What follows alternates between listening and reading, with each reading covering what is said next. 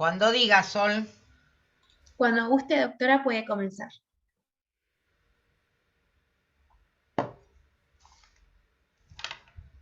Hola a todos.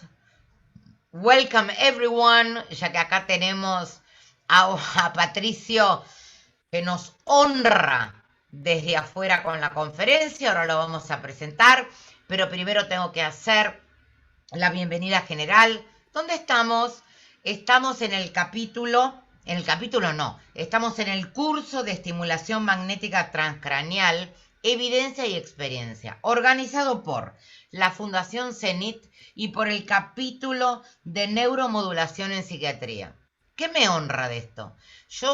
Me eligió Leandro, pero yo soy la presidente de los capítulos de la Asociación Argentina de Psiquiatras. Y este es un capítulo revolucionario y nuevo. No existió hace 30 años cuando fue el resurgimiento de la P. Lo aceptamos ahora. ¿Y por qué me gusta? Porque es una terapéutica biológica, no farmacológica. Y tal vez ese sea el futuro de la psiquiatría. Tal vez ese sea el presente en las depresiones refractarias. Y de eso seguro nos van a honrar hablando nuestros conferencistas. Les tengo que decir además que nos auspician la Sociedad Argentina de Neuromodulación, la Asociación Argentina de Dolor. Agradecemos a MacVenture, pero lo más importante de esto no es el título, estimulación magnética transcraneal, sino, a mi modo de ver, es el subtítulo. ¿Por qué? Porque dice evidencia y experiencia. Todos, o al menos yo particularmente, estamos cansados de los colegas que leen papers y que hacen charlas y que hacen cosas y que son visionarios y tomados como próceres por leer papers extranjeros. Los que nos acompañan hoy y en todo este curso tienen experiencia en lo que hablan. O sea que no solo saben de enfermedades, saben de tratamientos, sino que ven pacientes y ven los tratamientos en los pacientes. Tengo que decir que los directores de este curso son los Piedimonte. Fabián, hace muchos años, amigo mío, y Leandro, discípulo mío, y él se enoja cuando digo que es uno de los ejemplos que el discípulo está superando al maestro. Está haciendo cosas nuevas. También quiero contarles que esto tiene 4 encuentros, este es el tercero, y en este vamos a hablar del rol de la TMS en el tratamiento de la depresión. Vamos a discutir si izquierda o derecha. Esto lo discutimos, ¿no? Ya hace unas pocas semanas acá en el país y lo vamos a volver a discutir. Y no quiero discutir con ninguno de los panelistas, que ya discuto por Facebook, las ideas que tenemos respecto a izquierda o derecha. Pero también de alta frecuencia o frecuencia baja, también de métodos de aceleración. Y entonces le voy a dar dentro de un rato las palabras a Leandro o a Fabián Piedimonte, pero tengo que presentarlos, quienes nos van a honrar. La conferencia central, es decir, el VIP de esta reunión, el Most Important Person, es Patricio Rivapose. Patricio Rivapose es médico neurólogo y psiquiatra, argentino, pero que es profesor asistente en el Departamento de Psiquiatría en Emory University de Atlanta, Georgia. Un argentino que se escapó del país que tenemos, no, un argentino que nos honra desde allá a la psiquiatría norteamericana y a nosotros. ¿Solo la psiquiatría? Ni siquiera solo la psiquiatría, a la neurología, a la neurocirugía. Entonces ahí en Emory, él es director médico de la clínica de depresión resistente, utilizando ¿qué? De lo que vamos a hablar, las terapias novedosas, repito, biológicas no farmacológicas, como la terapia electroconvulsiva, la estimulación magnética transcraneal y los nuevos tratamientos no psicofarmacológicos con ketamina y esketamina. Es decir, que su área de trabajo clínico, docente y de investigación se centra en la depresión resistente al tratamiento. Es tan importante como para ser investigador principal en las investigaciones del NIMH, precisamente en esto, cómo aplicar estimulación cerebral profunda, DBS, en depresión, y ha publicado numerosos trabajos científicos sobre el uso de neuroimágenes para guiar el implante de electrodos intracraneales. Bueno, no voy a hablar de esto, pero podría hablar de esto, de que las neuroimágenes han ayudado un montón a los que hace 30, 40 años sabemos de esto, sin tener las neuroimágenes suficientemente desarrolladas para saber dónde poner un implante, dónde con el marquito del Elcel hacer alguna estimulación. Entonces habla de esto, publica de esto, y el análisis electrofisiológico de la estimulación eléctrica intracraneal. Parece ciencia ficción, ¿no? Pero él lo hace recontra fácil. Y tengo que decir, como presidente de la sección de los capítulos de la AP, que es miembro fundador y asesor del capítulo de neuromodulación de la AP. Pero también quiero contar, porque yo soy el backup de la psiquiatría, como siempre digo, que en el último congreso presencial, creo que 2019, de la AP, me agarró el doctor Riva Pose, conocido psiquiatra y papá de Patricio. Y me dijo, te pido que te quedes a... No lo sabés, Patricio, esto es una sorpresa. Te pido que te quedes a escucharlo, porque yo me siento tan orgulloso, o más, el o más estuvo de más, de Patricio, que tu papá Carlos Márquez se sentía de vos. O sea que, Patricio, me quedé obligada por tu viejo pensando esto va a ser un embole y sin embargo aprendí mucho y es un honor, esta era la sorpresa, presentarte en este momento. Antes de darle la palabra a los presidentes de este capítulo, los Piedimonte, les digo que yo voy a ser solo moderadora. Es muy difícil para mí solo moderar porque no tengo nada de moderada. Soy Andrea Márquez López Mato, ya dije el Márquez, soy parte del inventario de la AP. No importan todos los títulos, hace 30, 40 años que estoy en la AP, pero entonces lo que van a ser los discutidores de lo que diga Patricio, si es que se animan, son Armando Polichela. Y me comprenden las generales de la ley porque ya dije, lo adoro Armando Polichela. Te lo digo públicamente, Armando, Armando es médico psiquiatra. Armando es director de docencia e investigación de FUBIPA, que saben que es la Fundación de Bipolares de Argentina. Es jefe del Servicio de Salud Mental del Hospital de Rehabilitación Manuel Roca hace muchísimos años. Como siempre quiere parecer joven, todavía no se jubiló. Es profesor de la maestría de psicofarmacología de Favaloro y de los mejores.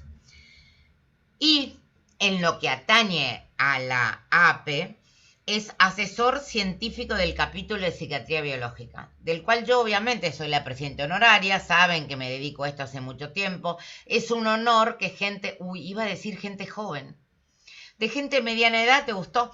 Que gente de mediana edad se acerque a psiquiatría biológica, pero además es presidente del capítulo de trastornos de ánimo de APSA. Lo he escuchado en miles de conferencias y es otro de los que digo que sabe aunar lo que lee con lo que ve, que no es poca cosa como ya dije. Y el otro discutidor va a ser Eduardo Padilla, que es más tapado todavía que Polichela. Yo no entiendo, como yo soy hipertímica, narcisista, voy para adelante, me encanta que me hagan bombo y que me aplaudan, tal vez me es más difícil entender a esta gente, pero realmente los admiro mucho. A Armando Polichela, por supuesto a Patricio, como dije, y ahora Eduardo Padilla. Eduardo Padilla es médico del interior, donde sabemos que todo es más difícil. Sin embargo, es médico especialista en psiquiatría, es docente de la maestría en neurociencias de la Universidad Cayetano Heredia de Lima, Perú, para la cual, Gali mediante, yo voy a hablar cada 2, 3 años. Fue investigador del estudio pionero, principal, revolucionario de investigación de movimientos anormales y genética en esquizofrenia de la mano de Gabriel Derauskin, otro argentino emigrante, gran persona, y actualmente también con Gabriel Derauskin hace investigación sobre los síntomas neuropsiquiátricos del COVID. Es colaborador en artículos que aparecieron en revistas internacionales con referato, solo o con Gabriel Derauskin, y lo que a nosotros nos importa, a mí me importa, que es vicepresidente del capítulo en neuromodulación de la AP. O sea que, de una hipertímica histriónica, a ustedes que son unos tapados, no me animaría a decir distímicos, pero que son mucho más humildes que todo el resto de los que hablamos, previo darle una palabra para que agradezca a todos los que tiene que agradecer a Leandro Piedimonte, empezamos. No se vayan. Bueno, Leandro. muchísimas gracias, Andrea, por tu introducción, muy completa y además muy entretenida y divertida como sos vos siempre. Te cautivás muchísimo a la audiencia. Fundamentalmente, desde el capítulo de neuromodulación, agradecer el apoyo incondicional y fundamental de la Fundación CENIT, sin la cual hubiese sido realmente prácticamente imposible realizar este curso. Y agradecer también desde el capítulo profundamente a nuestra sociedad madre, porque ha demostrado también un apoyo incondicional y fundamental que se ha habido plasmado en la presencia de este curso de personalidades como vos, que ya independientemente del rótulo, Andrea, sos un referente legendario en la AP, con el mismísimo presidente de la asociación, presidentes de capítulos, asesores científicos, vocales, con lo cual gracias a la AP el capítulo pudo realizar y está llevando a cabo este curso. Así que bueno, si Fabi querés dar, y quiero agradecerles obviamente a Patricio por su aporte constante e incondicional en cada una de las actividades del capítulo, a Eduardo también, y bueno, y Armando, que es, además de un amigo, es uno de mis grandes maestros en la carrera de la psiquiatría. Así que, bueno, Fabi, no sé si querés decir algo vos, y si no, adelante.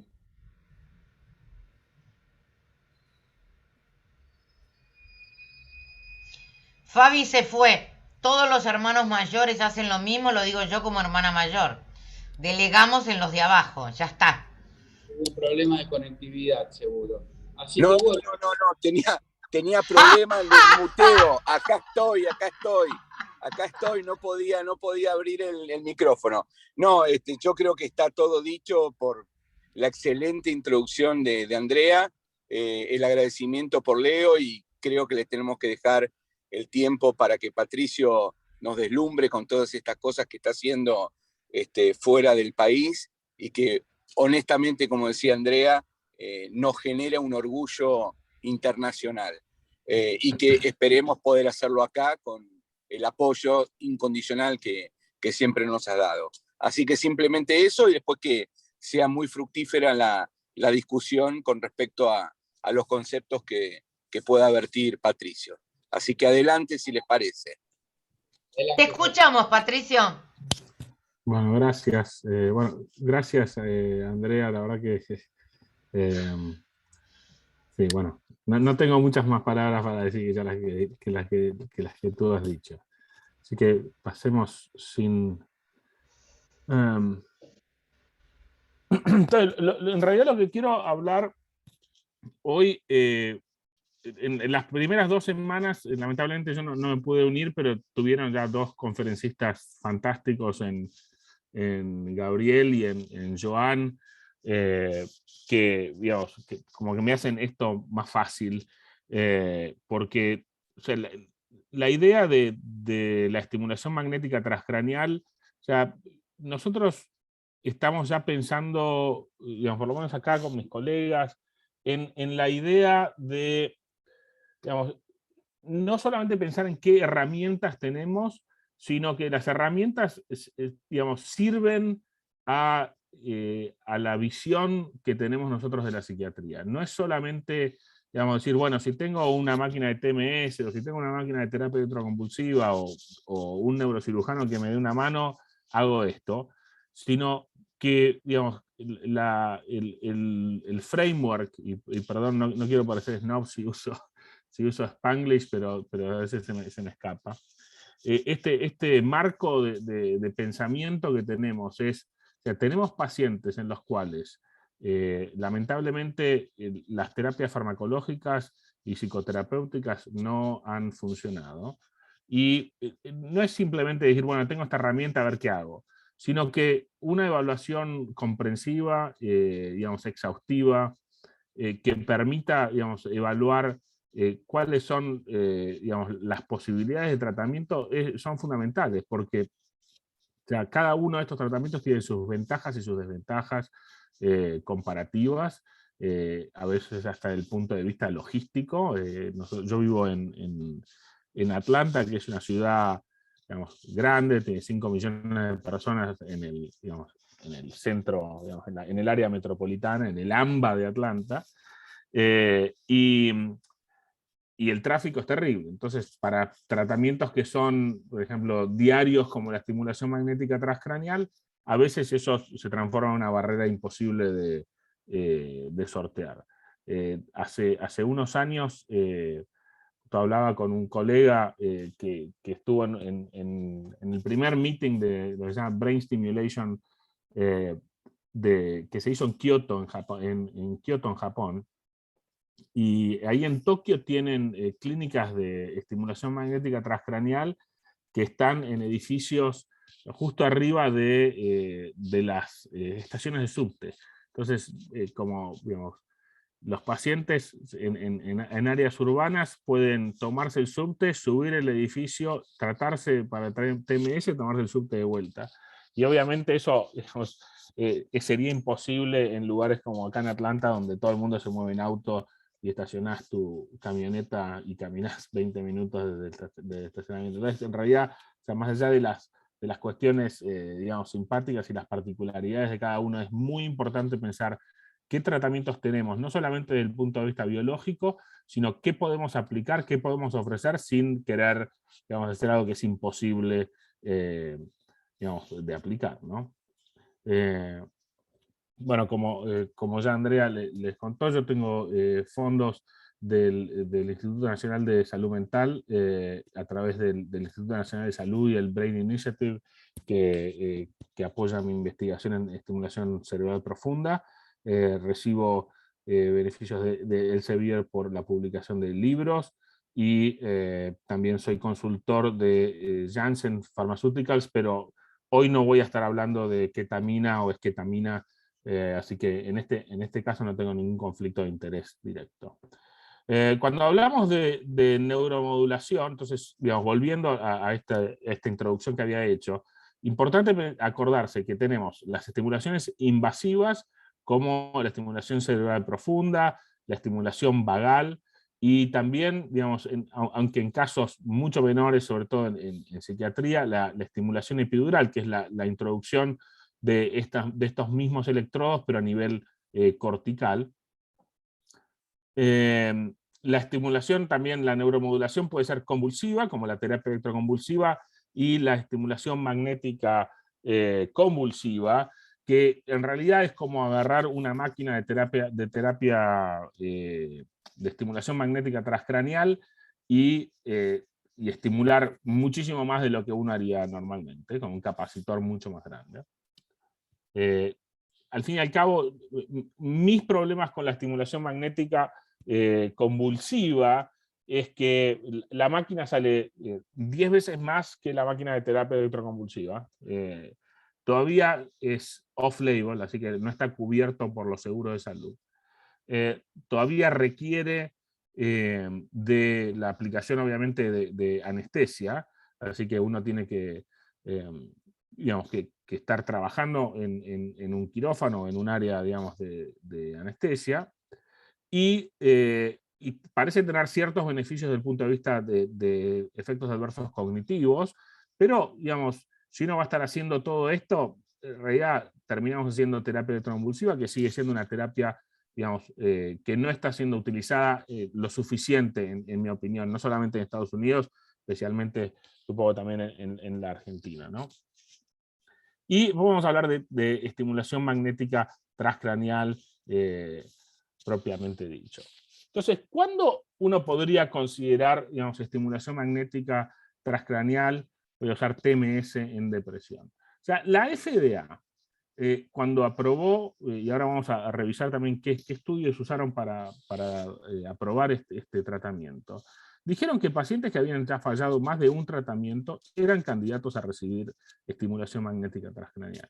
Lo que pasa acá, lamentablemente en Estados Unidos, es que para que uno pueda, digamos, indicar esta terapia tan efectiva, piden que los pacientes tengan por lo menos, digamos, después después les voy a contar un poco más, pero hay ciertos digamos, seguros de salud que piden que los pacientes hayan fallado por lo menos 4 tratamientos, un tratamiento digamos, de augmentation, ya sea con antipsicóticos o litio, que hayan demostrado haber hecho psicoterapia, digamos, activamente, de las 2 psicoterapias que ellos consideran tienen evidencia para hacer evidence-based, ya sea la terapia cognitivo-conductual o la terapia interpersonal, pero tampoco consideran ninguna otra psicoterapia como válida. Entonces, a veces tener pacientes que sean aprobados por los seguros de salud para hacer este tratamiento es complicado, pero no es imposible.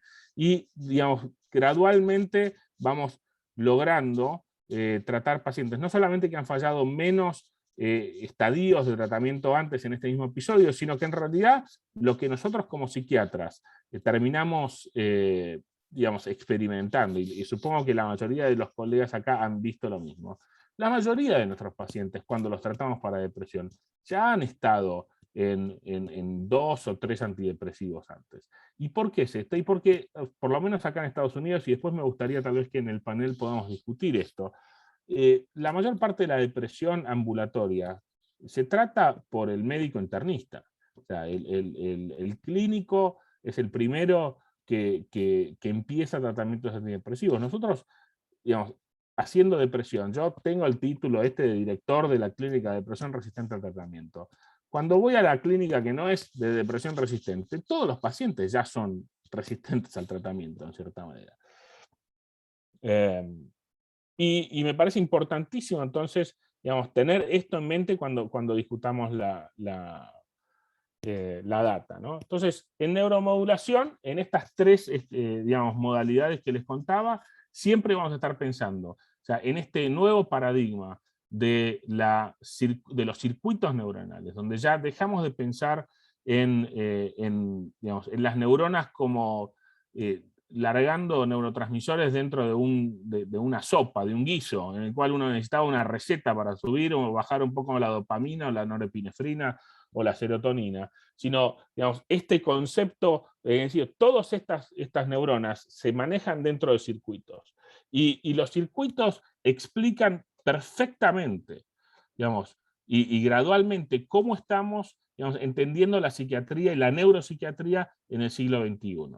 Es digamos, la introducción, tal vez, de no directamente los síntomas que el DSM explicaría como depresión, pero poder entender las afectaciones de la atención y la cognición, síntomas autonómicos o vegetativos, y cómo podemos, digamos, interactuar en diferentes circuitos que muchas veces van en serie o en paralelo para poder, digamos, modificar y tener, digamos, outcomes que son muy positivos en el tratamiento de los trastornos afectivos.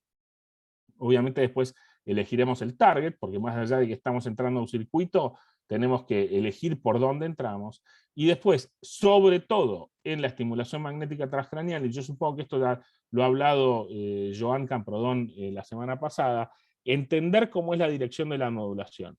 Obviamente la corteza cerebral, para la mayoría de nosotros, suele tener giros, ¿ok? Y circunvoluciones. Algunos lo tienen un poquito más aplanado que otros, pero para la mayoría de nosotros seguimos teniendo circunvoluciones y giros que hacen importante que la orientación de la estimulación, sobre todo cuando es no invasiva, tenga en consideración cuál va a ser la posibilidad de despolarización o hiperpolarización.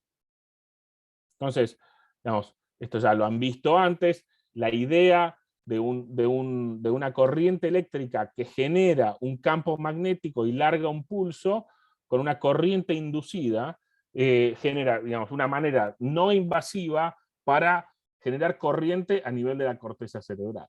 En realidad todo lo que nosotros estamos haciendo es simplemente usar el magnetismo para transmitir electricidad, para generar reacciones eléctricas a nivel cortical. Lo interesante de la estimulación magnética transcraneal es que, digamos, pensando también en este concepto de circuitos, no estamos solamente estimulando el área inmediatamente adyacente a donde está el imán, el magneto, sino que estos circuitos generan cambios a nivel, digamos, distal, o sea, más allá de donde llegaría la estimulación magnética por sí mismo, sino que la activación de estos circuitos genera, digamos, efectos que son verificables a nivel distal. ¿Okay? Digamos, muy seguro, pero obviamente el riesgo general siempre de haber poder tenido una convulsión, que yo nunca he visto, y después vamos a hablar cuáles son la verdad de cuánta gente ha tenido alguna convulsión teniendo TMS. Y los parámetros típicos usados en las clínicas de estimulación magnética transcraneal es eligiendo el target de la corteza dorsolateral prefrontal a nivel izquierdo, con, digamos, con una estimulación, una intensidad de estimulación que se basa individualmente en el umbral motor de cada paciente, y eso vamos a hablar un poquito de cómo cambia, y es al 120% de ese umbral motor. Habitualmente con alta frecuencia, que es lo que diríamos de 10 Hz, y con una frecuencia de pulsos de 3000 pulsos por sesión, con habitualmente una duración de entre 4 y 6 semanas, que si lo hacemos 5 veces por semana, son 20 a 30 sesiones.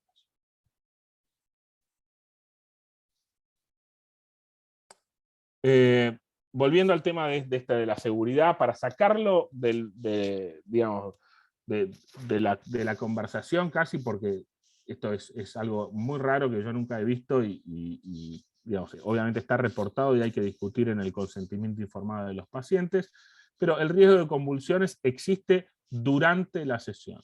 No ha habido ningún caso reportado de desarrollo de epilepsia en pacientes que han recibido estimulación magnética transcraneal, y estos guidelines de seguridad están muy bien establecidos, aunque obviamente la mayoría de estos guidelines de seguridad, después vamos a hablar de los diferentes protocolos, empiezan a cambiar acorde a cómo uno usa esta herramienta. Pensemos en la estimulación magnética transcraneal como una herramienta, no como un tratamiento solo. Pero después vamos a ver cómo se puede modificar eso. Entonces, entre el 2008 y el 2013 hubo 7 casos en más de 250.000 sesiones. ¿Okay? O sea que el riesgo vendría a ser de 1 cada 30.000 sesiones, y si hacemos 30 sesiones por paciente, obviamente 1 cada 1000 pacientes.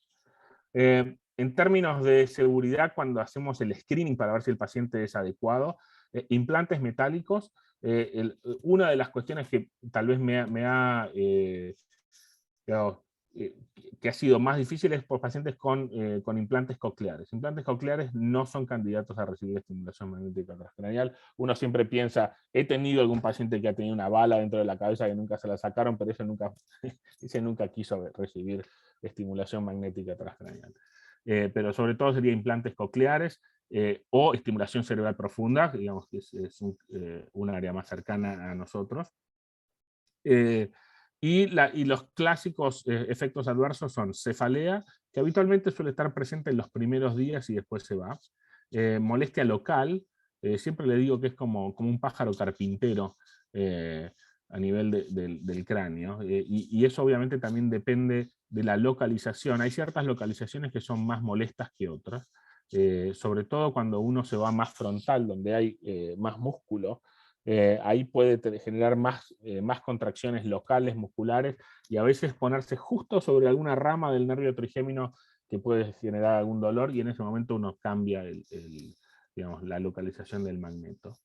Entonces la estimulación de músculos faciales, acúfenos o tinnitus en algunos pacientes, y hay que tener cuidado cuando uno, o siempre tener, digamos, en consideración cuando uno empieza un tratamiento con TMS, los cambios, digamos, farmacológicos que podrían llegar a generar un cambio en la excitabilidad cortical. O sea, el uso constante de benzodiazepinas, si el paciente mantiene una dosis estable, uno no tendría que estar verificando nuevamente un umbral motor. Pero, digamos, uno evitaría empezar o discontinuar benzodiazepinas durante un curso de TMS, igual que el uso de la lamotrigina o del bupropión. Y también, digamos, en términos, digamos, no farmacológicos, pero obviamente también con efectos farmacológicos, es el uso frecuente de cafeína, y si el paciente tiene o no deprivación del sueño, que eso también puede cambiar la excitabilidad cortical. No tanto en el término del riesgo de convulsión, sino que uno estaría pensando más en si el paciente está recibiendo la dosis de tratamiento que uno le quiere dar. Entonces, como ya estábamos hablando, tenemos términos de localización, ¿dónde vamos a usar? ¿Para qué vamos a usar esta herramienta? Entonces, vamos a usar localización, se puede hacer con baja, digamos, con low tech, o usando neuronavegación, que también la neuronavegación puede tener varias posibilidades de uno identificar cómo va a elegir el target. La focalidad y la profundidad, que eso depende de la selección de los coils que usemos, aunque para los tratamientos de depresión habitualmente usamos los coils ya, digamos, aprobados por la FDA, que ya están, digamos, más mayoritariamente usados.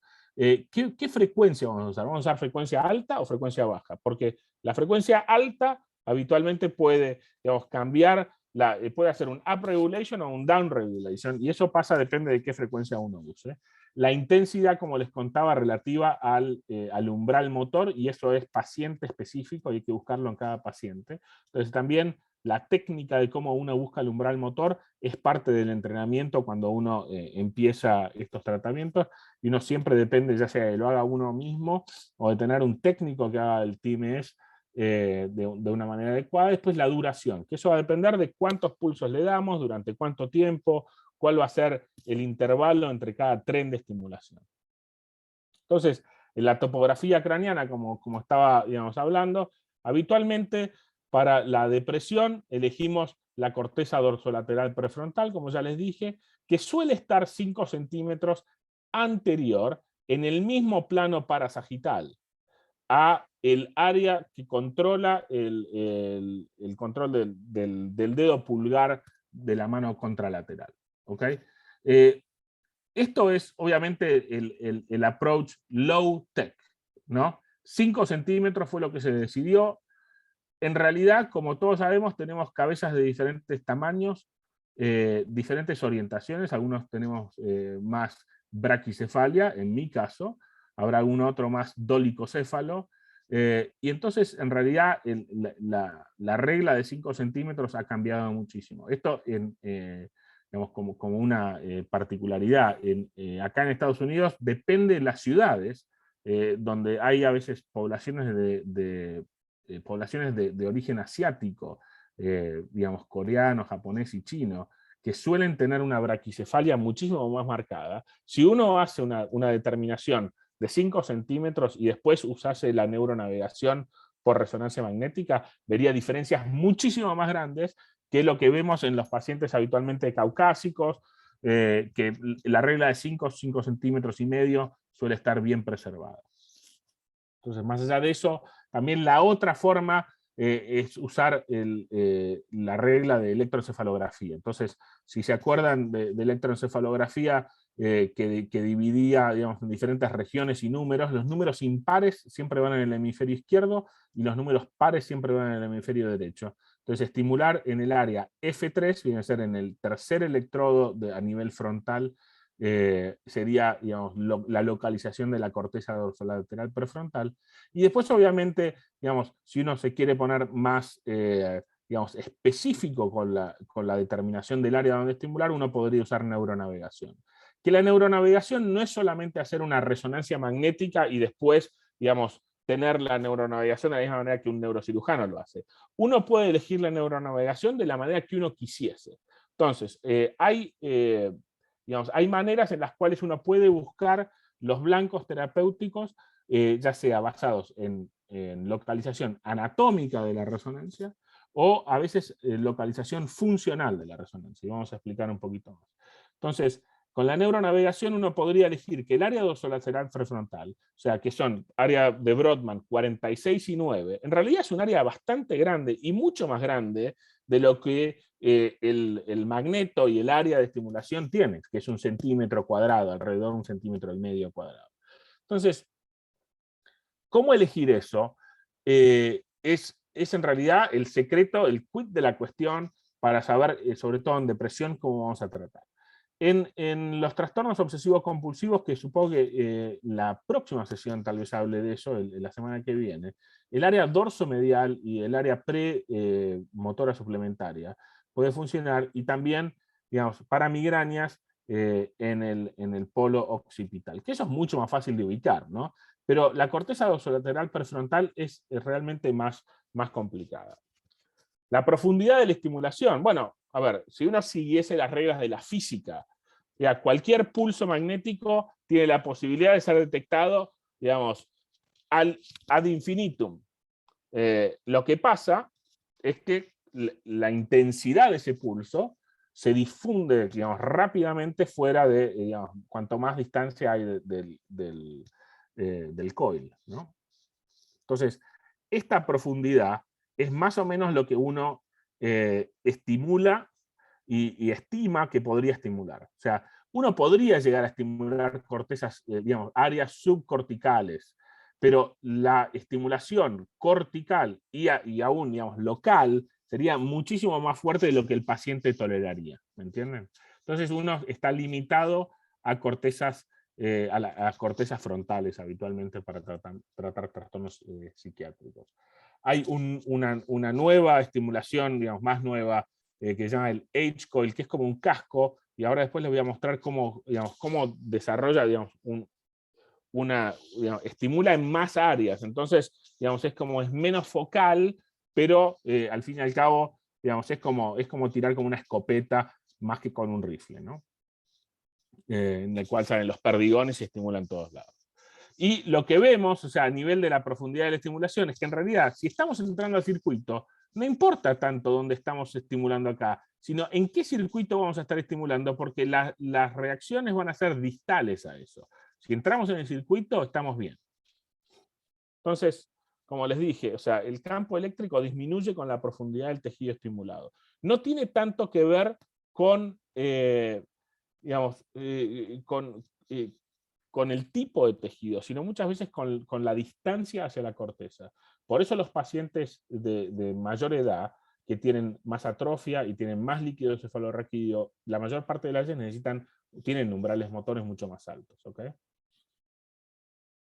Y estos son, digamos, ejemplos de los diferentes coils que tenemos.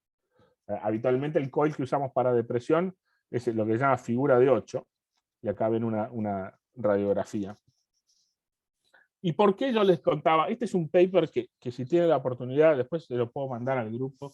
Es un grupo que juntó no solamente pacientes con estimulación magnética transcranial, sino con estimulación cerebral profunda, y yo, digamos, pude contribuir con los pacientes que nosotros implantamos en DBS, donde también juntaron pacientes que habían tenido lesiones cerebrales.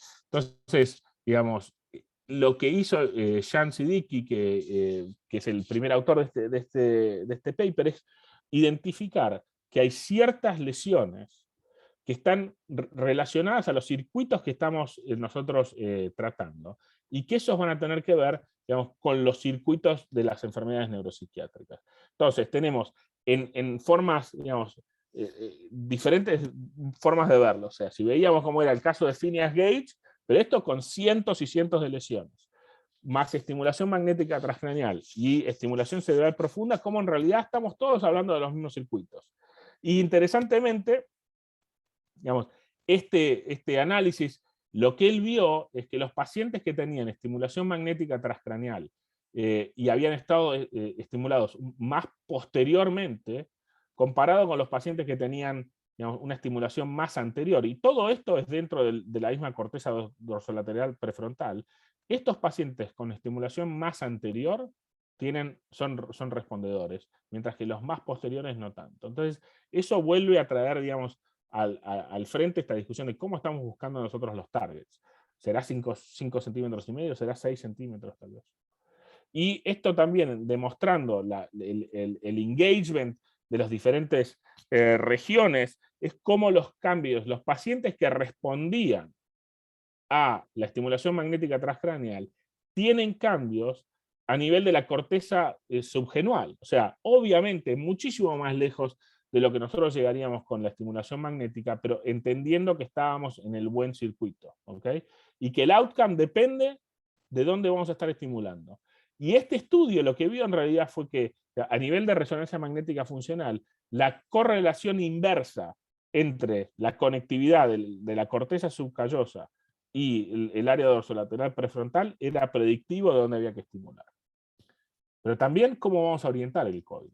O sea, el coil no se pone así como si nada en un eje, digamos, de X y Y, sino también hay un pivot y sobre todo también la orientación del coil. Fíjense acá cómo se ve esta figura de 8, digamos, ubicada como nosotros lo pondríamos en estimulación magnética transcranial terapéutica, como la corteza, esto para lograr un umbral motor, como el umbral motor estimula determinada, digamos, corteza, digamos, justamente prerolándica, y cómo cuando uno cambia la orientación a, digamos, en 90 grados, el área cortical que está estimulando es totalmente diferente. Entonces, después cuando hablamos de la estimulación repetitiva, digamos, más allá de los pulsos individuales, que acá vemos, digamos, cómo es para lograr tal vez un umbral motor, después tenemos cómo lo vamos a hacer. La estimulación de baja frecuencia, alrededor de 1 Hz, inhibe la actividad. Entonces tiene como lo que se llama un long-term depression like. Y las altas frecuencias, que es más de 5 Hz, entre 5 y 20 Hz, aumenta la actividad local como un long-term potentiation, ¿no? Entonces acá ven como inhibitorio 1 Hz, 10 Hz, que es digamos, el tratamiento habitual en la izquierda, es excitatorio. Puede ser de pulso único, el paired pulse, y digamos, pasemos un poquito más a, digamos, lo que es la eficacia antidepresiva. Todo esto fue introducción, digamos, hablé casi de introducción más que la doctora López Maco en esto. Pero, digamos, ¿cuál es la eficacia antidepresiva de la estimulación magnética transcranial? Que, digamos, hubo varios metaanálisis. Este metaanálisis a mí me interesa porque lo que vio fue que, digamos, en términos absolutos, una caída de 4.5 puntos en la escala de Hamilton es, digamos, es muchísimo más que el sham. O sea, no hay tratamiento sham, sobre todo a nivel, digamos, de promedio, en el cual se considera que una caída de más de 3 puntos es clave, ¿no? Y el protocolo con mayor evidencia es el de alta frecuencia, de 10 Hz, en la corteza izquierda dorsolateral prefrontal, con una duración de 37.5 minutos. A veces uno puede acortar la duración al tratar de reducir el intervalo entre cada tren de estimulación. Digamos, y otros metaanálisis también demostraron que el effect size es, digamos, claramente favoreciendo a TMS con respuestas, y esto es de hace ya varios años, más de 10 años, cual decían que la respuesta de tratamiento podría ser entre 20 y 40%, pero había mucha heterogeneidad. O sea, al tener una herramienta, y esto es lo que es interesante de ver, y lo que, digamos, espero que me presten, digamos, el tiempo para poder explicar esto. Cuando uno tiene un estimulador magnético, y lo demuestra también el curso que están haciendo acá en la Fundación CENIT, uno puede usarlo para estimular circuitos, síntomas, y teniendo localización, frecuencia, intensidad y cantidad de tratamiento que uno quiere dar, en realidad cada paper que publica cada uno de estos investigadores de TMS, en realidad yo me río y se ríen ellos también, porque, o sea, cada uno hace un protocolo que es único. Porque dice, no, yo elegí hacerle de 1800 pulsos y yo elegí hacerle de 3000 pulsos. Entonces, cada tratamiento es único y en realidad eso lo que genera para los metaanálisis es mucha heterogeneidad. Pero al fin y al cabo, o sea, cuando hubo este análisis dijo, para que la eficacia de estos metaanálisis sea en realidad un falso positivo, tendríamos que tener más de 55 estudios comparativos que demuestren que esto no funcionaba. ¿Ves? Entonces, ¿cuál fue el primer tratamiento que fue base, digamos, esencial para que la FDA apruebe este tratamiento? Que es el Industry Sponsored Trial. Hubo 2 trials. El primero fue, digamos, sponsoreado por Neuronetics. Reclutaron a más de 300 pacientes. Los le sacaron toda la medicación, o sea, todos eran medication free, y antes del tratamiento habían demostrado que habían por lo menos fallado un tratamiento para entrar o tener intolerancia. Aunque obviamente este era el umbral para entrar, pero el mean, o sea, de fallas de antidepresivos eran 4. Los pacientes tendrían que ser adultos. Obviamente, esta no es una indicación para depresión psicótica, en la cual, digamos, vamos a ir a hacer terapia electroconvulsiva. Y los pacientes, como es un tratamiento ambulatorio, no podían estar teniendo, digamos, una necesidad de estar internados psiquiátricamente. Era doble ciego, sham, controlado, o sea, con un coil inactivo. Y la estimulación, como les conté, es la estándar.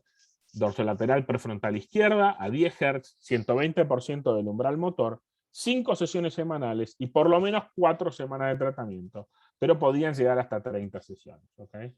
Lo bueno fue que, o sea, de los 301 pacientes que empezaron el trial, solamente 8% no llegó al final. Y eso, en realidad, en cualquier tratamiento, ya sea psicofarmacológico o de enfermedades psiquiátricas, es muy baja la discontinuación, ¿no? Interesantemente, ese primer endpoint que dijeron, ellos querían ver cambios en la escala de Madras entre activo y sham a las 4 semanas. ¿Ok? Y no fue estadísticamente significativo. Digamos, fue bastante controversial, que en realidad cuando hicieron un ajuste por la severidad de baseline, lograron tener digamos, la eficacia. Entonces esto, en realidad, esto lo hizo bastante mal, más allá de que lograron tener la aprobación de la FDA. Durante mucho tiempo lo que generó en la comunidad psiquiátrica es como decir, bueno, viste, esto en realidad no funciona, esto es mucho, viste, placebo seguro, y viste, ir con imanes y hacer como un truquito de magia y es, digamos, aumentar la efectividad de un placebo.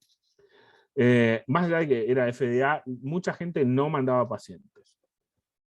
Y si ven acá la tasa de respuesta, 19% de los pacientes habían respondido versus sham, estadísticamente significativo, claramente.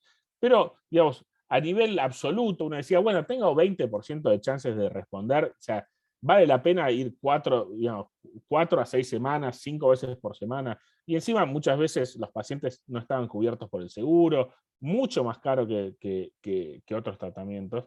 Entonces esto como que le hizo bastante mal a la comunidad. Más allá de eso, uno puede ver cómo las tasas de respuesta en Madras, con 50% de mejora desde el baseline, es alrededor de 25%. Que, a ver, considerando que la mayoría de estos pacientes, vamos a hacer un reframing de esto, porque o sea, si vemos el estudio del STAR-D, las pacientes que habían fallado más de 3 o 4 tratamientos tienen una tasa de remisión que también es alrededor del 13%. Entonces, si vemos la tasa de remisión en Madras, es idéntico a la tasa de remisión del STEP 4 del STAR-D, cuando había que probar, digamos, inhibidores de la monoaminoxidasa. Después vino el segundo trial en el año 2010 que se llama el OPT-TMS, porque dijeron, digamos, optimicemos el tratamiento. Y se pusieron un endpoint primario mucho más alto. En vez de ver tasa de respuesta, dijeron, vamos a ver remisión. O sea, un Hamilton 24 de menos de 10 a las 2 semanas, por 2 semanas. También el mismo protocolo de tratamiento entre 3 y 6 semanas de tratamiento. Y lo que vemos acá es que, digamos, la chance de responder a TMS versus sham es 4 veces más alta con TMS que con sham. O sea, esto para mí fue mucho más, digamos, sólido desde el punto de vista estadístico, diciendo, bueno, este tratamiento es mucho más efectivo que el sham, más allá de la diferencia numérica. Y hablando de los otros coils, porque este también logró, digamos, aprobación de la FDA. Como ven acá, o sea, el coil que genera el campo magnético es mucho más amplio y se pone, digamos, si bien es un casco que se puede poner, digamos, vertical, para tratar el trastorno depresivo mayor, en realidad se chanflea un poquito hacia la izquierda. para poder estimular un poquito más la corteza dorsolateral prefrontal izquierda. Entonces, por eso pongo acá más izquierdo que derecho. Y el protocolo también es de alta frecuencia, si bien, digamos, es de 18 Hz, un poco más alto. Y también dura más o menos la misma duración, que casi son 2000 pulsos por sesión. ¿Ok?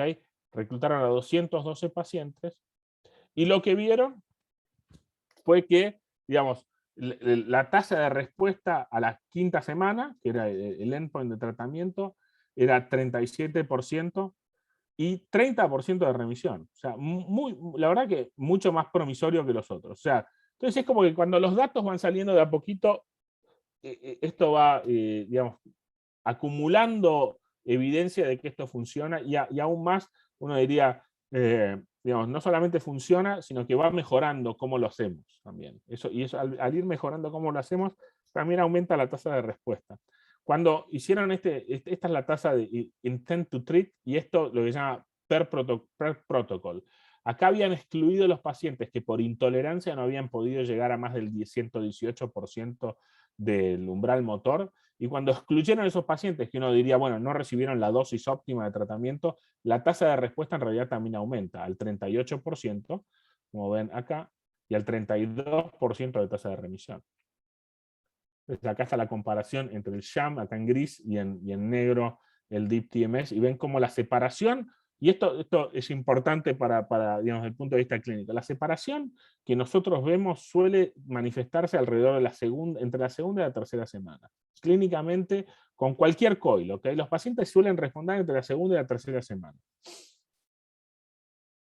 Y la comparación después, o sea, obviamente mucha gente dijo, bueno, pero ¿qué pasa si uno hace alta frecuencia izquierda o baja frecuencia derecha, ¿no? Pues esa idea de que la depresión tiene una preferencia hemisférica y que lesiones en la izquierda y lesiones en la derecha tenían diferentes manifestaciones tímicas, ¿no? Aún, digamos, accidentes cerebrovasculares frontales que han causado, digamos, manía o hipertimia, ¿no? Entonces, este grupo randomizó a 45 pacientes en 4 grupos diferentes y puso más o menos 10 para dar alta frecuencia en la izquierda, 10 de baja frecuencia en la izquierda y 10 de baja frecuencia en la derecha. Entonces quiero en realidad que comparen el grupo 1 contra el grupo 3, que es, digamos, izquierda versus derecha, alta frecuencia versus baja frecuencia. Y lo que ven acá es que a una semana de tratamiento ya había una caída de 5 puntos del Hamilton. Acá también casi 7 puntos de caída del Hamilton. O sea, no es estadísticamente significativo, pero digamos, esto revalidó que la baja frecuencia en la izquierda también funciona. Esto para mí es una buena opción para pacientes que no toleran los 10 Hz. Pacientes que no toleran los 10 Hz, en la izquierda se les puede ofrecer, digamos, validado y apoyado por la data, hacer baja frecuencia en la derecha. ¿Okay? Entonces acá ven cómo, digamos, en realidad no hay una diferencia estadística entre unilateral y bilateral, pero sí hay una diferencia entre sham y el resto. ¿Okay? O sea, el TMS bilateral, esto también es cuando dijeron, ¿qué haces si le haces los dos? Haces 1 Hz y después 10 Hz. O sea, si combinas los dos. Hay muchos psiquiatras acá que lo que dicen es que si el paciente tiene mucha ansiedad, prefieren también añadir baja frecuencia a la derecha, porque suele tener un efecto más ansiolítico. Nosotros estamos haciendo un protocolo acá, no voy a tener tiempo de discutirlo, pero es hacer antes de la terapia psicoterapia para PTSD, que hacen prolonged exposure, como terapia cognitivo-conductual, el cual hacen no me acuerdo cómo se dice en castellano, pero prolonged exposure para la psicoterapia de PTSD, hacemos una sesión de 30 minutos antes con baja frecuencia en la corteza dorsolateral prefrontal derecha de 1 Hz, y estamos viendo data preliminar que facilita el engagement de los pacientes en las sesiones en las cuales están, digamos, discutiendo el trauma. Me parece, digamos, muy interesante para poder después pensar en cómo, digamos, esta herramienta puede ser utilizada en combinación con otras cosas, ¿no? Entonces, la consideración de tratamiento bilateral, digamos, se puede hacer perfectamente. Y metaanálisis, ¿cómo fue decir, bueno, bilateral versus unilateral? Bueno, en realidad lo que vemos es que, o sea, no hay una ventaja de hacer bilateral versus unilateral. Entonces, al fin y al cabo, terminamos haciendo más unilateral porque, digamos, obviamente también nos trae un ahorro de tiempo, ¿no? Interesantemente, o sea, obviamente bilateral es mucho mejor que el sham, ¿no? Pero bilateral versus unilateral no hay diferencia casi. Entonces, pensemos, les conté de lo que era la heterogeneidad de los diferentes tratamientos. Entonces, todos estos tratamientos, todos estos papers con muchísimos pacientes, todos en realidad tuvieron un effect size, digamos, que claramente digamos, favorecen a TMS sobre sham. Aunque todavía no hay un estudio cabeza a cabeza que compare diferentes máquinas, ya sea, viste, como ese coil que les mostraba que era un casco, o Neuronetics versus MacVenture versus MaxTeam, o diferentes máquinas, ¿no? Pero si uno ve, digamos, estudios de efectividad a nivel naturalístico, este paper de Linda Carpenter que está en Brown, es muy interesante porque en realidad lo que termina demostrando es que en alrededor de 300 y pico de pacientes tenían una tasa de respuesta entre el 45 al 58% y una tasa de remisión de un cuarto a casi 40% de los pacientes, con edad y severidad prediciendo obviamente el outcome, o sea, cuando los pacientes ya pasan de tener más de 70 años, suele ser más difícil de lograr, ¿ok?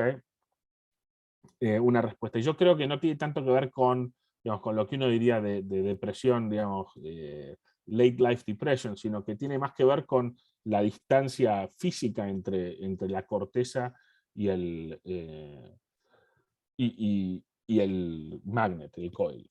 Y un estudio, digamos, larguísimo, de más de 100 clínicas, con un estudio naturalístico, que Harold Sakan, que es uno de los popes de la terapia electroconvulsiva, también hace muchos metaanálisis en cualquier cosa que sea estimulación magnética y estimulación cerebral, ya sea magnética o eléctrica, y demostró que en más de 3.000 pacientes la tasa de respuesta suele estar alrededor del 50-60%.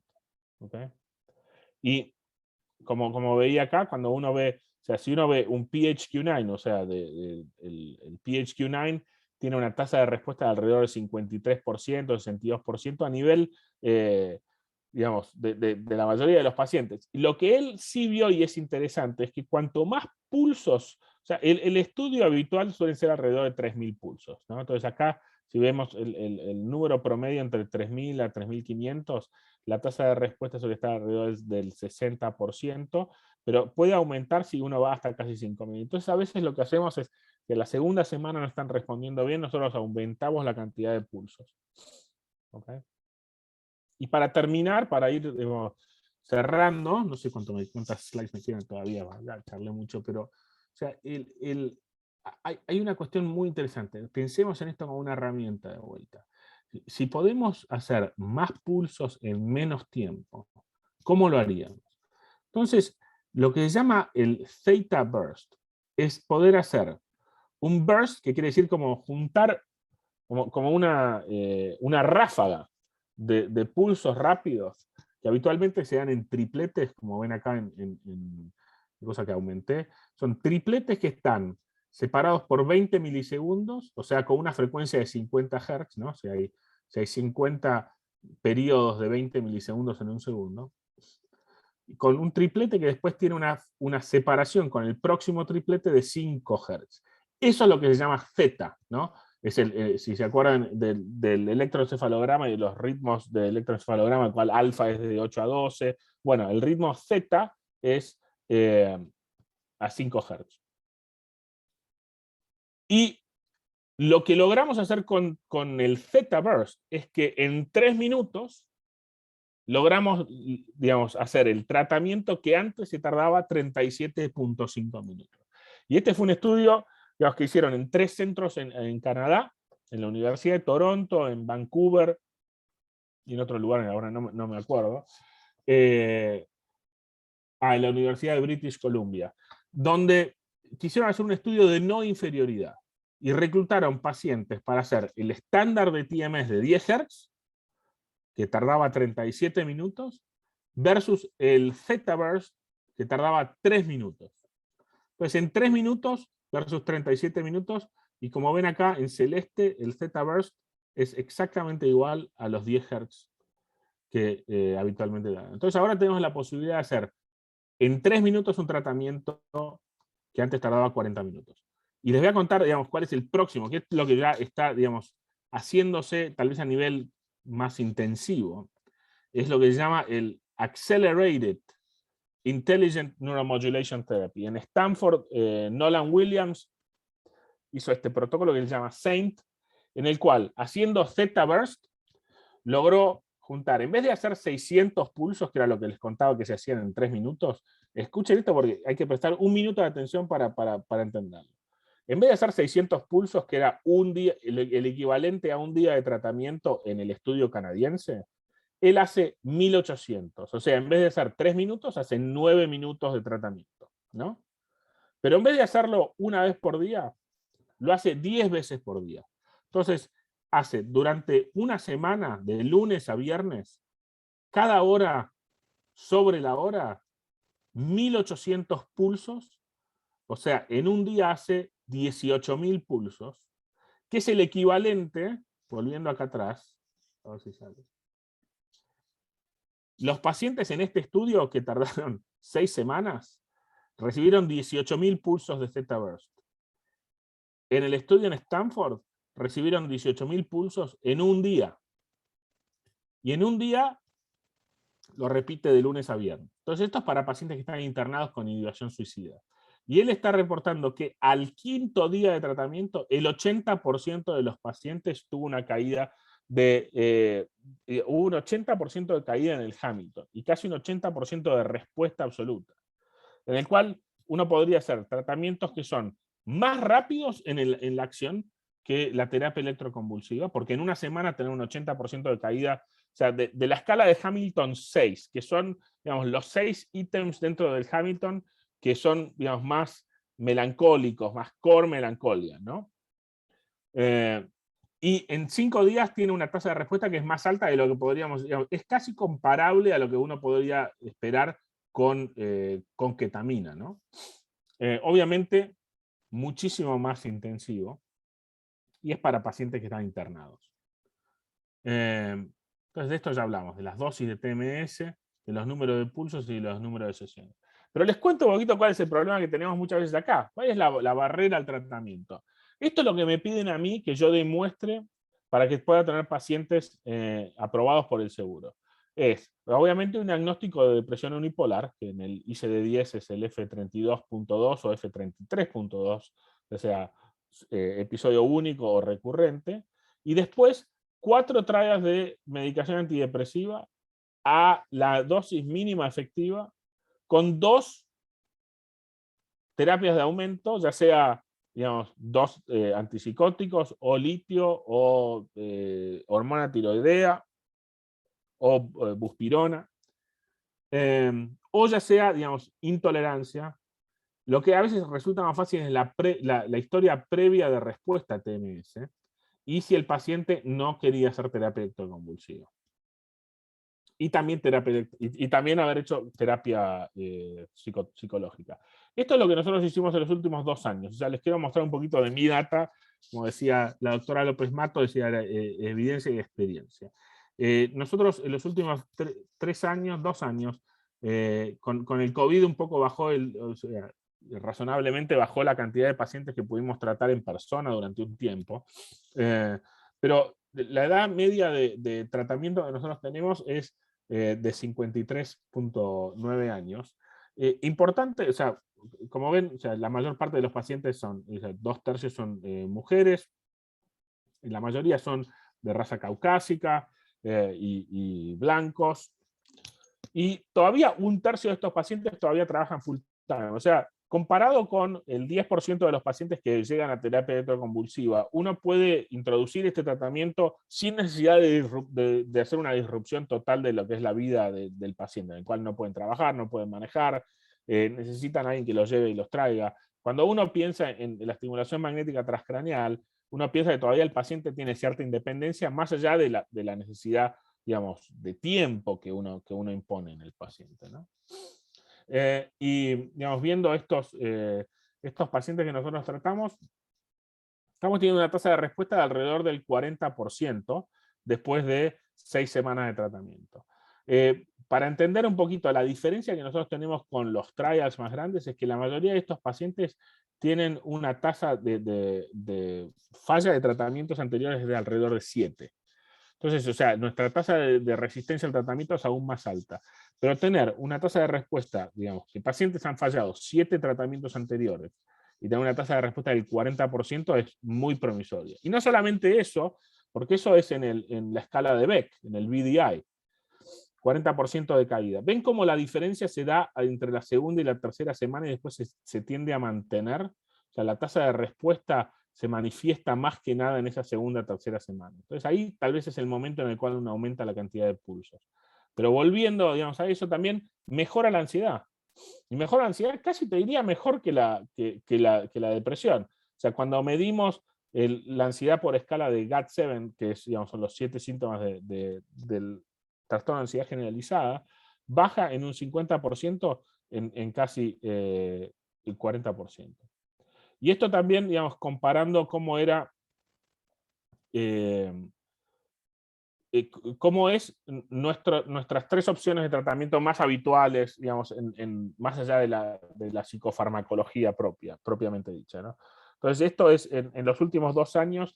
El otro día, digamos, junté la data y dijimos, bueno, a ver, comparemos cómo es la eficacia del tratamiento de terapia electroconvulsiva versus ketamina versus estimulación magnética transcraneal.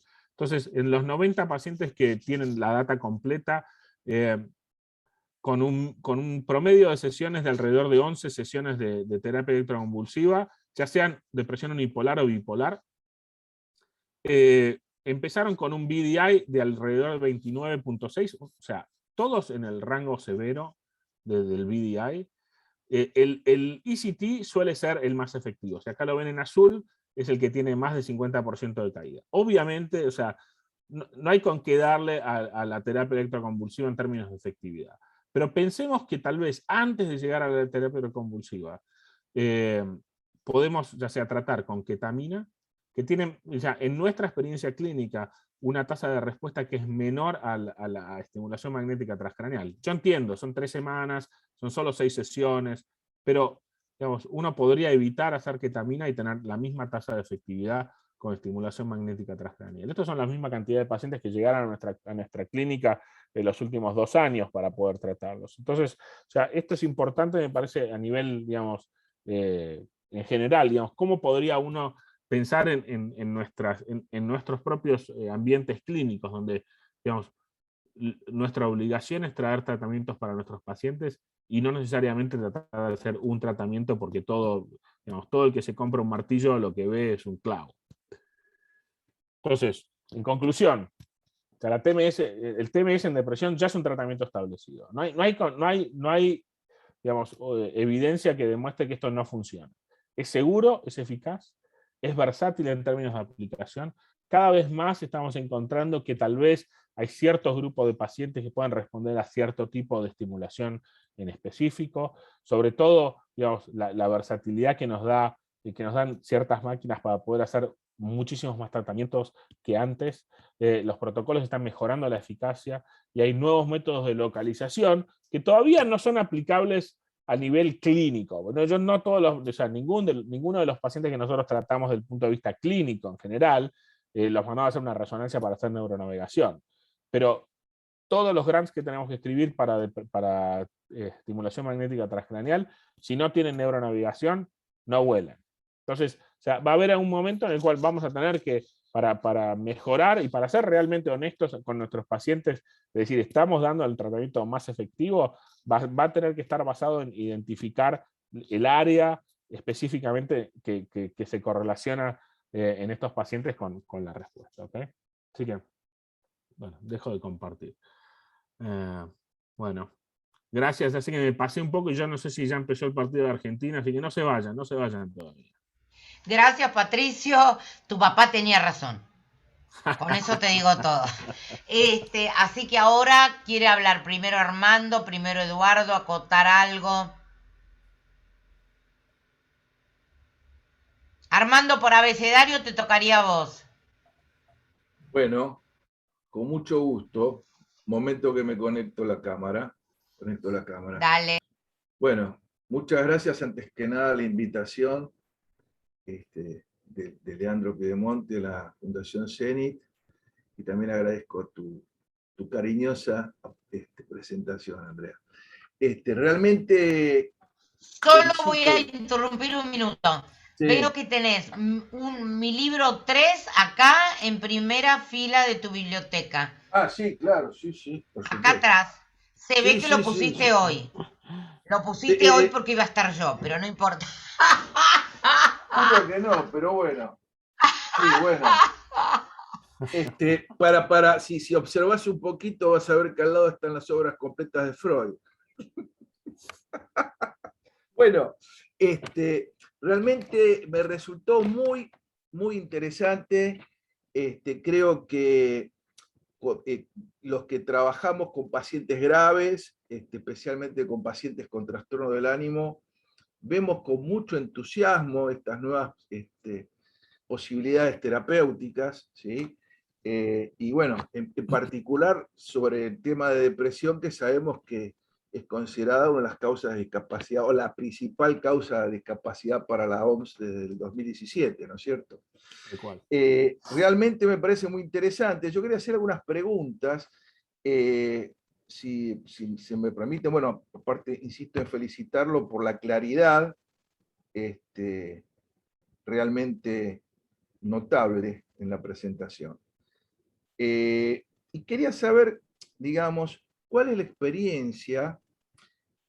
A ver, dentro de las depresiones resistentes hay bastantes estudios, tomando en cuenta los conceptos clásicos de depresión resistente, que hablan de que un porcentaje alto de esas depresiones podrían pertenecer al espectro bipolar. Hay un estudio específicamente de Yarma que dice que casi un 80% de las depresiones resistentes podrían estar dentro de ese espectro. Entonces te quería preguntar, Patricio, ¿qué experiencia tienen, por un lado, con el tema de depresión bipolar? Y la otra pregunta, vinculada o linkeada con esto, es si tienen, digamos, evidencia o registro de activaciones maníacas, hipomaníacas, como, digamos, síntomas emergentes en el periodo agudo, o si tienen, por ejemplo, aumenta la frecuencia de ciclado en algunos casos, a largo plazo. Esa sería un poco la pregunta. Es buenísimo, y la verdad que, o sea, lamentablemente, o sea, como les contaba, o sea, hacer un tratamiento de estimulación magnética transcranial que no está cubierto por el seguro, acá en Estados Unidos es carísimo. O sea, y entonces, o sea, salen más de $12.000 o algo así. ¿Ok? La FDA solamente aprobó el TMS para depresión unipolar. Siempre, obviamente, o sea, como vos decís, hay ciertos pacientes con depresión resistente al tratamiento que parecen un poquito más en el trastorno bipolar, y que a veces hasta responden. O sea, yo no sé si que son esos los pacientes que responden a la terapia de aumento con litio, o son los pacientes que a veces tienen más que nada la intolerancia a la farmacoterapia y que se ponen muy, muy agitados con los antidepresivos comunes, sobre todo cuando no están con estabilizadores del ánimo. Pero, o sea, en los tratamientos estándares, o sea, de 10 Hz, o sea, el tratamiento estándar de TMS es rarísimo ver, digamos, ya sea activación, digamos, a nivel, digamos, viste, cuando se empiezan a poner un poquito hipomaníacos, y nunca he visto un switch maníaco. Dicho esto, los pacientes que reciben el protocolo, digamos, de alta intensidad, ese que te dije en 5 días, 10 veces por día, es un efecto adverso habitual, el insomnio. Entonces uno tal vez podría estar casi como, digamos, ¿viste? Llegando casi al límite del umbral de si estás empezando a ponerle un poquito hipomaníaco. Pero no, la verdad que, o sea, la limitación del acceso a tratamiento, lamentablemente, o sea, para los pacientes con depresión bipolar, como sabemos, o sea, que sufren muchísimo más que la mayoría de los otros, y que lamentablemente muchas veces no tienen acceso a tratamientos. Por ejemplo, aún mismo con la esketamina, ¿no? Que yo creo, digamos, fervorosamente que funciona para la depresión bipolar, tampoco está cubierto por los seguros de salud. Entonces, o sea, lo que hacemos es infusiones de ketamina endovenoso off-label, pero no puedo mandar, digamos, el pedido al seguro para que le cubra el Spravato intranasal, porque no está cubierto. Entonces es como que da lástima. Yo estoy seguro que responderían y probablemente veríamos más switch maníacos, pero eso es todo lo que te puedo contestar.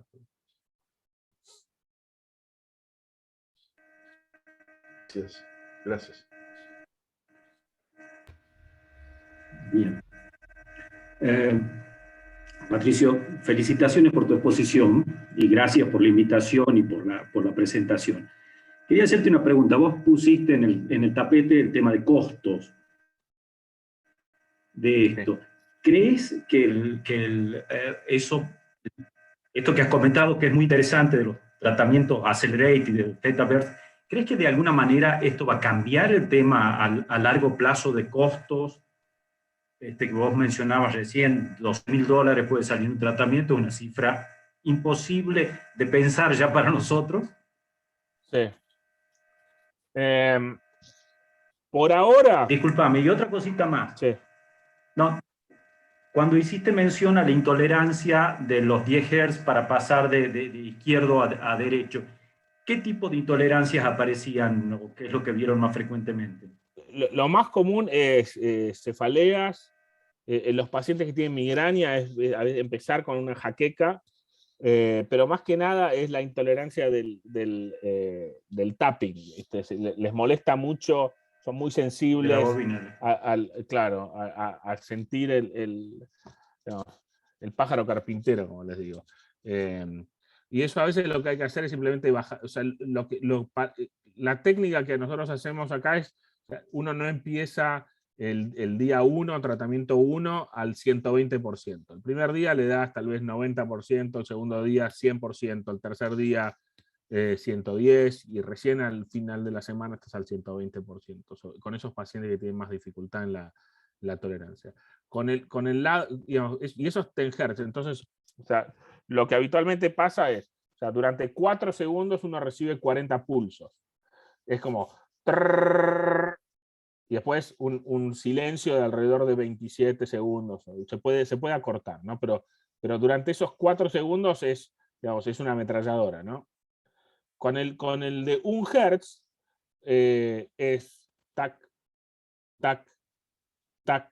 Es muchísimo más tolerable. ¿Ok? Y eso suele ser, digamos, la razón por la cual uno podría cambiar hacia la derecha.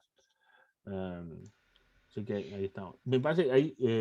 Tengo doctor... preguntas. Sí, Tengo preguntas del público, además de miles de felicitaciones. Y esto primero va para Leandro y Fabián. Hay gente que quiere conectarse con ustedes. Les dije que se conecte con el capítulo porque está haciendo Deep Brain Stimulation en Bolivia.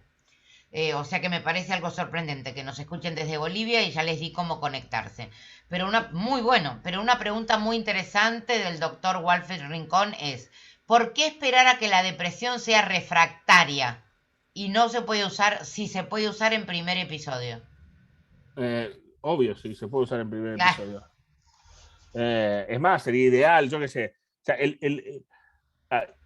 a ver, tiene que ver con el tema de costos, obviamente. O sea,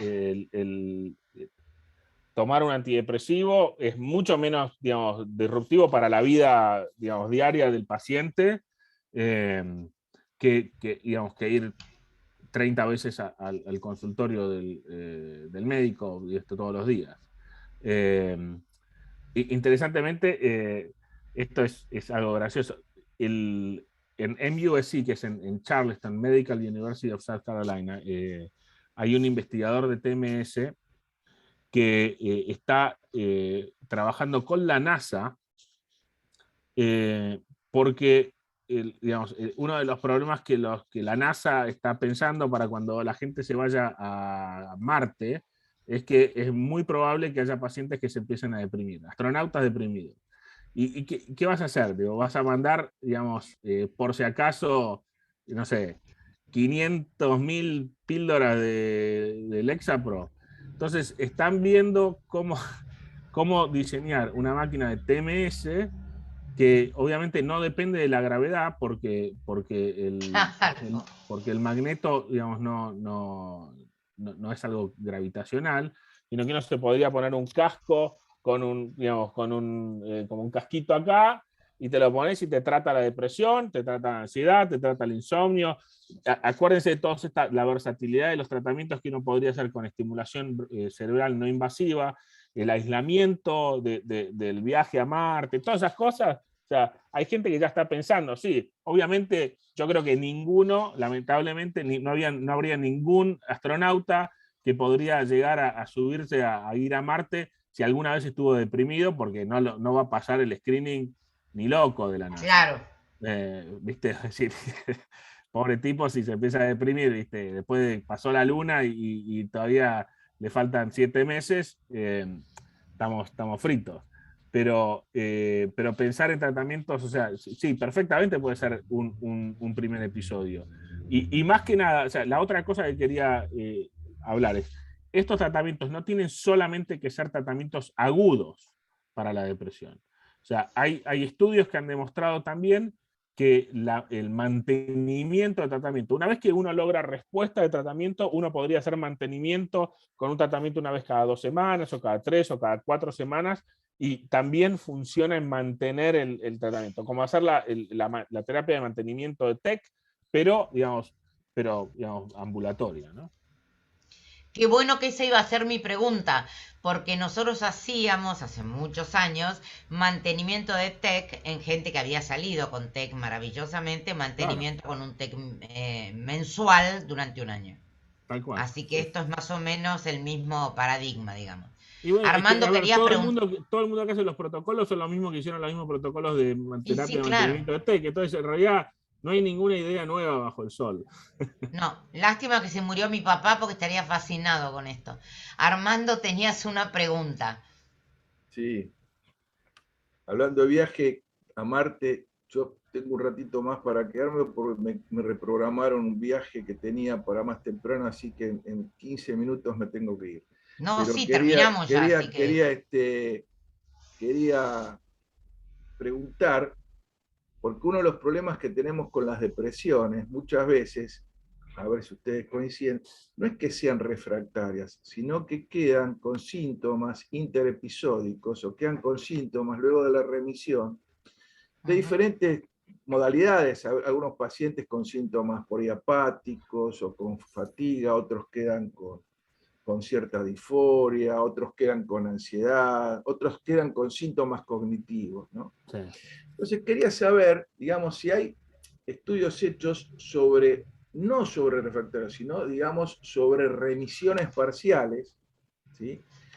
Y también agregar a esta pregunta, ¿qué experiencia hay de la combinación? Por ejemplo, pacientes que están en un trial, por ejemplo, tuvieron ensayos con antidepresivos, remitieron parcialmente o tuvieron respuestas, a veces tienen remisiones, pero son remisiones que inclusive, que por eso se está planteando no bajar el nivel de la escala del corte en la Hamilton, porque quedan como remisiones sindromáticas, sin embargo el paciente personal, el bienestar no lo recupera. Si tienen experiencia en la combinación de tratamiento con antidepresivos asociado a la combinación, digamos, en estos casos.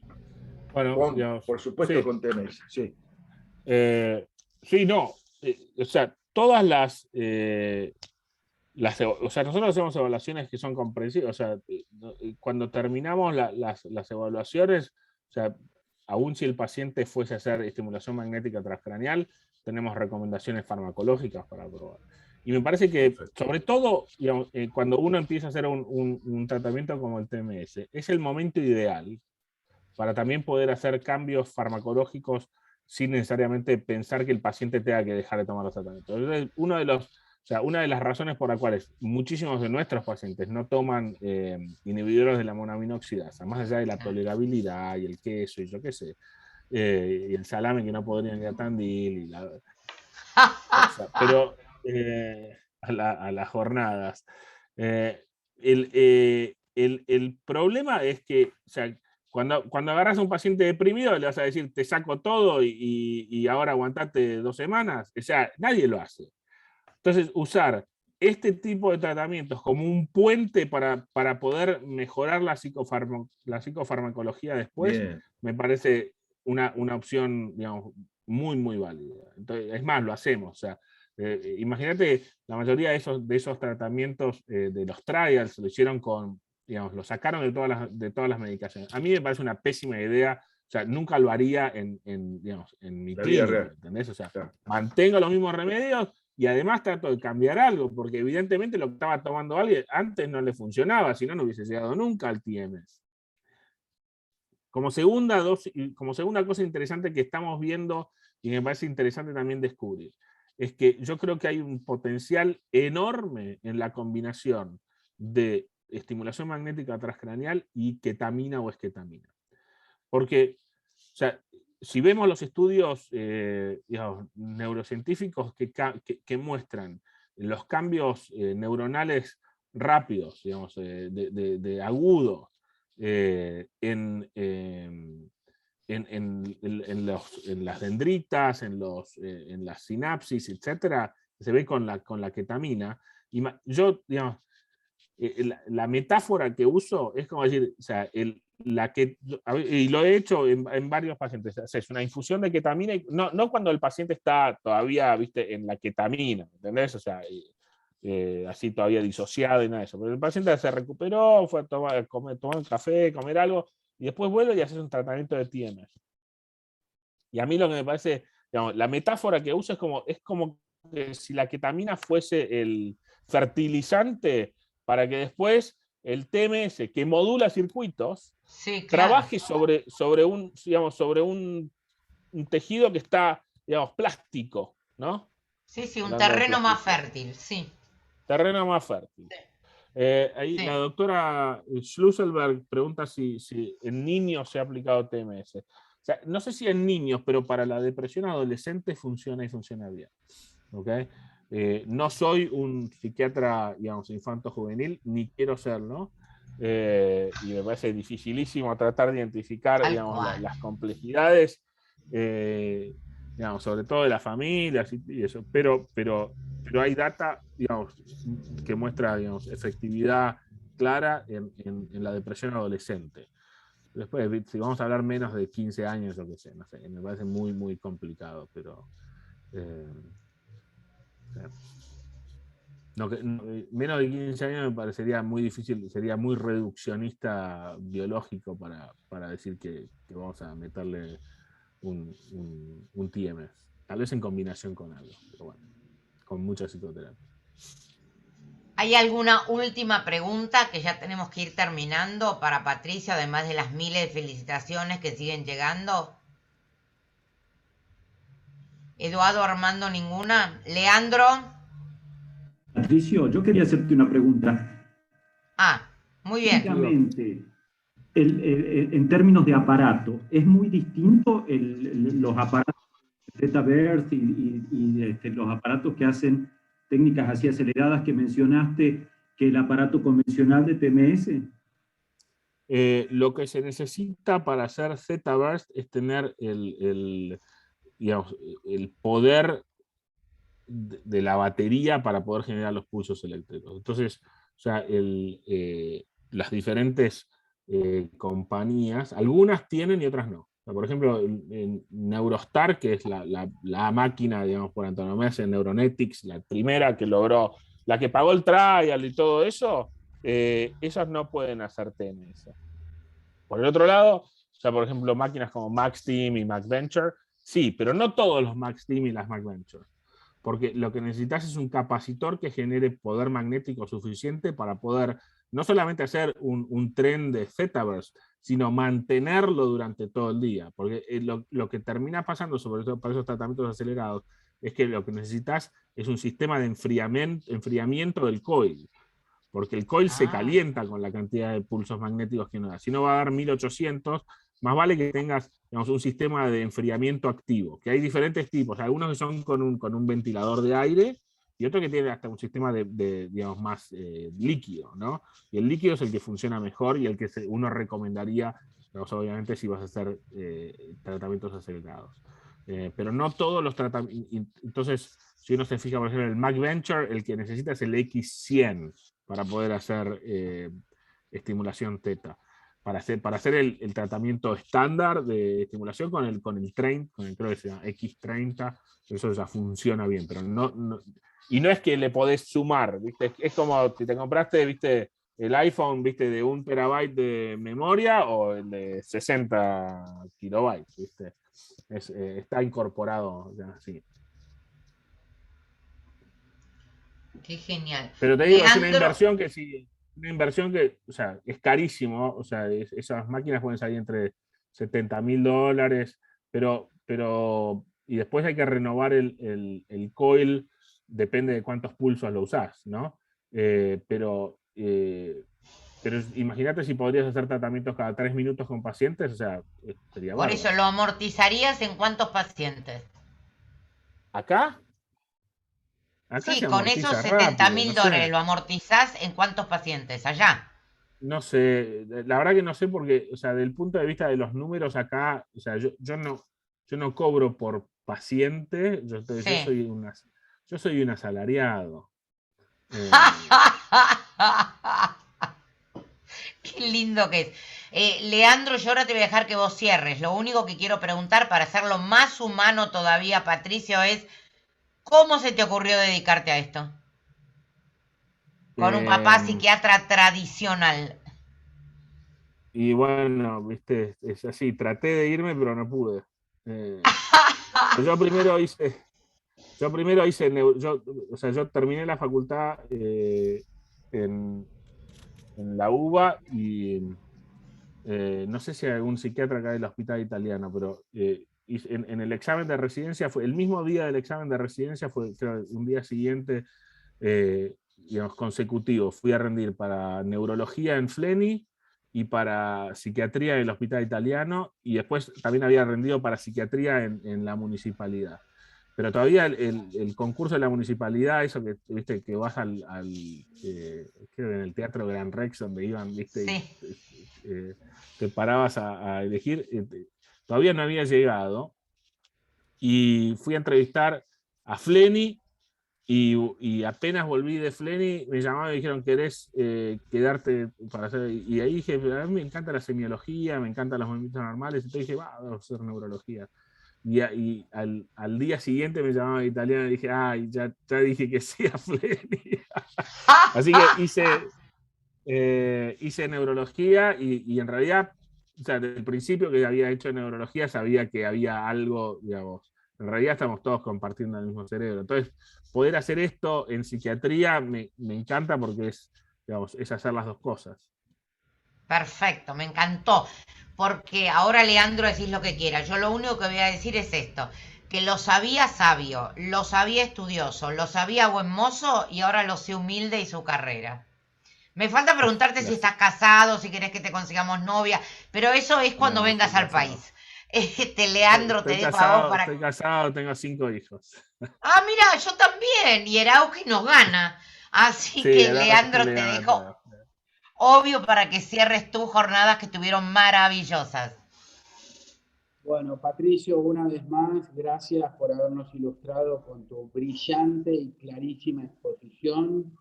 Gracias a vos, Andrea, por haber moderado con tanta prolijidad y tan buena onda. Y bueno, en nombre de Fabián y mío, también agradecerles a Armando y a Eduardo por haber participado como panelistas. Y ya nos estaremos encontrando el próximo jueves en el módulo de dolor. Dale. El próximo jueves es mi cumpleaños. O sea que yo voy a estar, pero me soplan una velita. Dale. Adiós, gracias. Hasta luego, gracias a todos. Gracias a todos, gracias Patricio. Muchas gracias.